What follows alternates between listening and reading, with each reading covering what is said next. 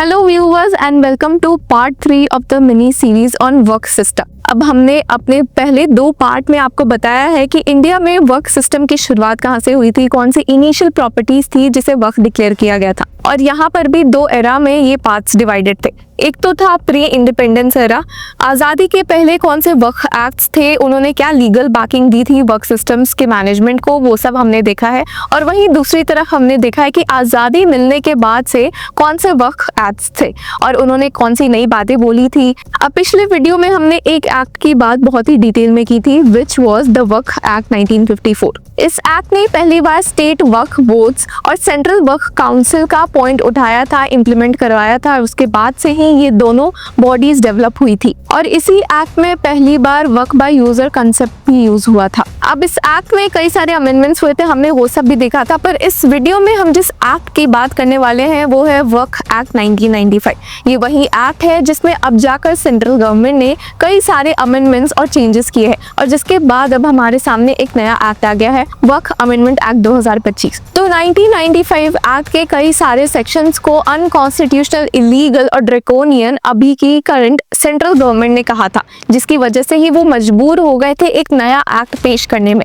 और ये जो वक्फ एक्ट 1995 है, इसमें कई सारे मेजर अमेंडमेंट्स हुए थे साल 2013 में, जिसके बाद से ही कहा जाता है कि वक्फ प्रॉपर्टीज एकदम से बहुत ज़्यादा बढ़ गई थी। ऑलमोस्ट 116% का इंक्रीज देखने को मिला था वक्फ प्रॉपर्टीज में। तो कहीं ना कहीं 2013 में जब यूपीए की सरकार थी, यूपीए लेड कांग्रेस की सरकार थी, तो उन्होंने ये अमेंडमेंट्स और चेंजेस किए थे जिसके अगेंस्ट सेंट्रल गवर्नमेंट बहुत टाइम से ही दिख रही थी और जिसकी वजह से ही उन्होंने बाद में एक नया लॉ लाकर हमारे सामने अब पेश किया है। तो वक्फ एक्ट 1995 में ऐसी कौन सी बातें थी जिसे अब 30 साल बाद जाकर चेंज किया गया है, चलिए इस वीडियो में देखते हैं, एक एक करके देखते हैं कि वक्फ एक्ट 1995 के कौन से प्रोविजंस को चेंज करने पर सेंट्रल गवर्नमेंट मजबूर हो गई थी। तो अगर हम पहले इस बात पर फोकस करें तो द वक्फ एक्ट 1995 ने 1954 के एक्ट को रिपील कर दिया था।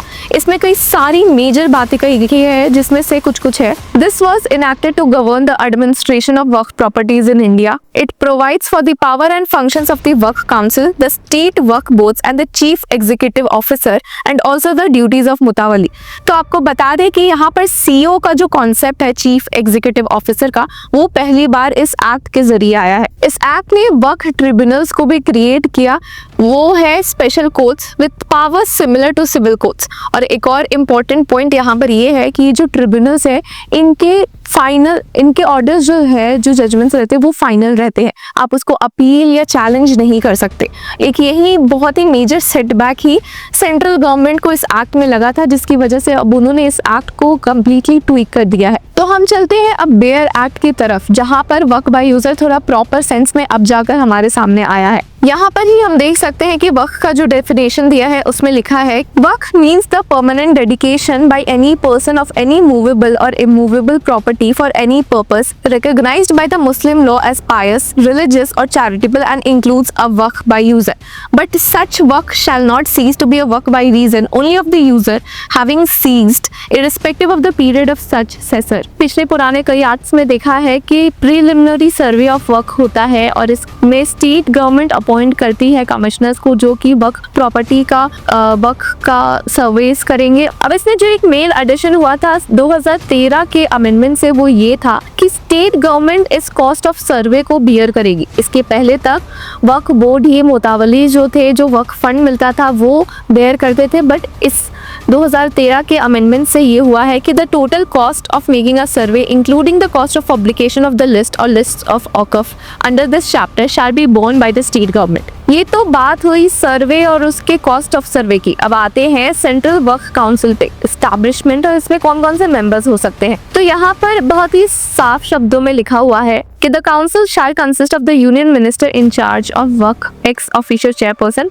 और उसके बाद ही जो सारे मेंबर्स होंगे, the following members to be appointed by the central government from amongst Muslims. और हमने आपको बताया था कि चीफ एग्जीक्यूटिव ऑफिसर पहली बार भी इस एक्ट के थ्रू आया था, तो हम देख सकते हैं कि duties and powers of chief executive officer दिया हुआ है, powers of chief executive officer in respect of orders और रिजोल्यूशन ऑफ बोर्ड्स भी दिया गया है।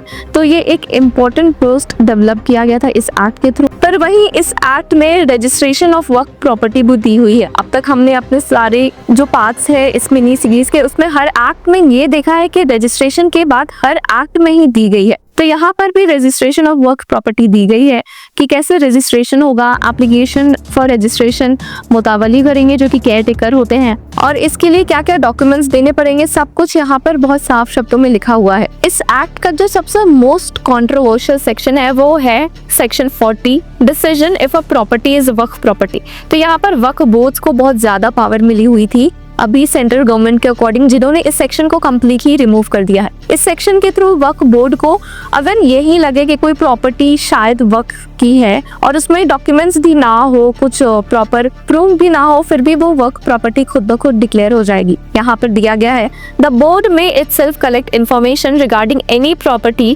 which it has reason to believe to be waqf property, and if any question arises whether a particular property is waqf property or not, whether a waqf is a Sunni waqf or a Shia waqf, it may after making such inquiry as it may deem fit decide the question। और हम यहाँ देख सकते हैं कि इसके subsection 2 में ये दिया है कि जो बोर्ड का डिसीजन होगा अगर उसे मॉडिफाई या रिवोक किया जाता है बाय ट्रिब्यूनल, और अगर ऐसा कुछ नहीं होता है तो वो फाइनल होता है। और हमने देखा भी है कि कैसे इस एक्ट में जो ट्रिब्यूनल की भी बातें होती है वो कहीं ना कहीं फाइनलिटी रहती है, वो फाइनल होती है।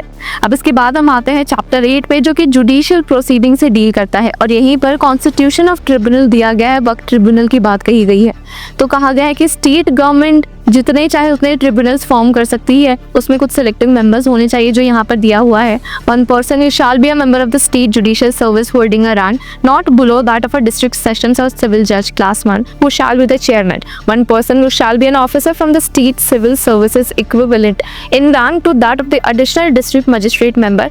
One person having knowledge of Muslim law and jurisprudence member, and the appointment of every such person shall be made either by name or by designation. और यहीं पर ये बातें दी गई है कि the tribunal shall be deemed to be a civil court and shall have the same powers as may be exercised by a civil court under the code of civil procedure 1908 while trying a suit और executing a decree और order. और इसी के subsection 7 में दिया गया है कि the decision of the tribunal shall be final and binding upon the parties to the application and it shall have the force of a decree made by a civil court. यानी कि यहाँ पर साफ साफ शब्दों में कहा गया है कि जो भी डिसीजन वक्फ ट्रिब्यूनल लेगी वो फाइनल होगा। और जिसके साथ ये भी ऐड किया गया है कि नो अपील शैल लाई अगेंस्ट एनी डिसीजन और ऑर्डर वेदर इंटरिम और अदरवाइज गिवन और मेड बाय द ट्रिब्यूनल। यानी कि इस ऑर्डर के खिलाफ आप अपील भी नहीं कर सकते, आप इसको चैलेंज भी नहीं कर सकते हो। अब ये सब कुछ पॉइंट्स थे जिसकी वजह से वक्फ एक्ट 1995 के थ्रू वक्फ बोर्ड और वक्फ ट्रिब्यूनल दोनों को बहुत ही अनलिमिटेड पावर्स दी गई थी, जैसा कि सेंट्रल गवर्नमेंट ने क्लेम किया था, जिसकी वजह से ही वे वक्फ अमेंडमेंट एक्ट 2025 लेकर पेश हुए थे। तब बात ऐसी है कि साल 2013 में जब यूपीए लेड कांग्रेस की सरकार थी तो उन्होंने इस एक्ट में और भी कुछ मेजर चेंजेस किए थे, जैसा कि मैंने आपको कहीं कहीं बीच में बताया है, बट कुछ और चेंजेस भी उन्होंने किए थे।